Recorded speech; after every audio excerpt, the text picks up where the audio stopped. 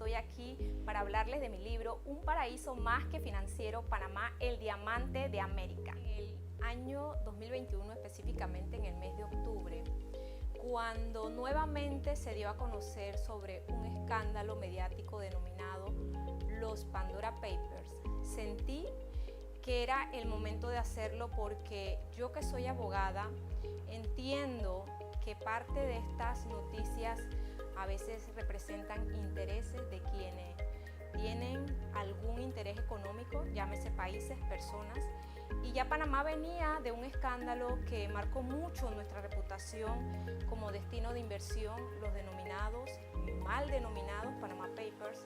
Y yo sentí que en ese momento, en octubre del 2021, Panamá estaba siendo nuevamente atacada y en un momento muy crítico porque veníamos de una pandemia donde la economía de Panamá había sido tremendamente afectada, al igual que la del resto de los países, y sentí como un golpe bajo porque en medio de que estábamos en una pandemia nos estaban golpeando nuevamente cuando Panamá apenas estaba empezando a hacer la reapertura de sus negocios y había una alta tasa de desempleo, y yo en ese momento sentí que me tocó la fibra de defensora, pero esta vez de mi país. Yo he trabajado en todas las áreas del derecho, en el área del Ministerio Público, temas de fiscalía, en el área del órgano judicial como jueza y como defensora privada. He estado, como quien dice, en todas las aristas del derecho, y en ese momento yo sentí que tenía en mis manos la responsabilidad de hacer algo desde mi punto de vista personal y mi enfoque personal.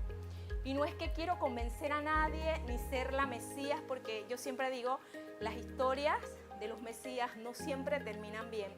Pero yo creo que como a mí me gusta tanto la docencia y siempre escribí en mi blog cuando empecé en el ejercicio de mi profesión, para mí la docencia es importante, sobre todo porque al ciudadano hay que darle herramientas para que él se forme su propio criterio objetivo. Yo te doy una herramienta y tú por tus propios medios puedes profundizar. Hoy estamos a un clic de la información y todo esto te lleva a formarte un criterio. Entonces, cuando yo veo que hay noticias que afectan la imagen de mi país y en medio de eso también me sorprende ver que el extranjero sigue viendo a Panamá como un destino ideal para las inversiones, y yo me pregunto por qué entonces el ciudadano panameño no cree en las bondades, en las ventajas que tenemos como país. Y eso es lo que me lleva a escribir este libro, porque por un lado quiero explicar en qué consisten todas estas listas discriminatorias, en qué consiste un concepto de paraíso fiscal que no existe en el derecho internacional privado y que tenemos ese estigma lastimosamente. Cuando dice Panamá, todo el mundo lo asocia como paraíso fiscal. ¿Cómo nos afecta esto a nivel reputacional? ¿Cómo nos afecta esto a nivel de las inversiones? Y yo quiero que el panameño, el ciudadano, entienda que este concepto es un invento de organismos y de grandes potencias que ven a Panamá como un país que es competente y que atrae al inversionista extranjero. ¿Cómo Mayra se imagina a ese Panamá? ¿Cómo es su Panamá soñado? Mi Panamá es en donde todos los panameños nos sintamos orgullosos de todas las ventajas que tenemos como país.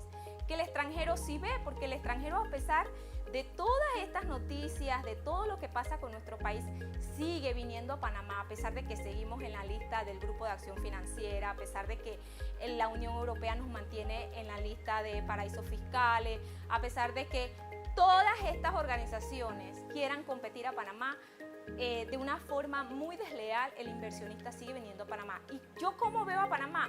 Como ese país con todas las ventajas que tenemos que explotar, un país progresista, justo, equitativo, generando plazas de empleo, porque Panamá es maravillosa, no es perfecta, pero es maravillosa.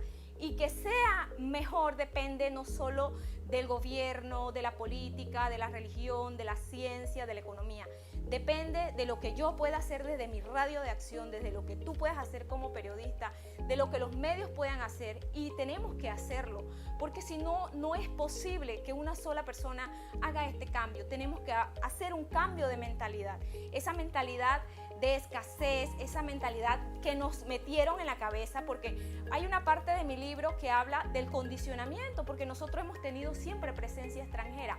Nos hicieron creer que no somos capaces de dirigir los destinos de nuestro país, y eso porque hemos tenido una fuerte injerencia extranjera, pero estamos en otros tiempos y tenemos que cambiar este paradigma.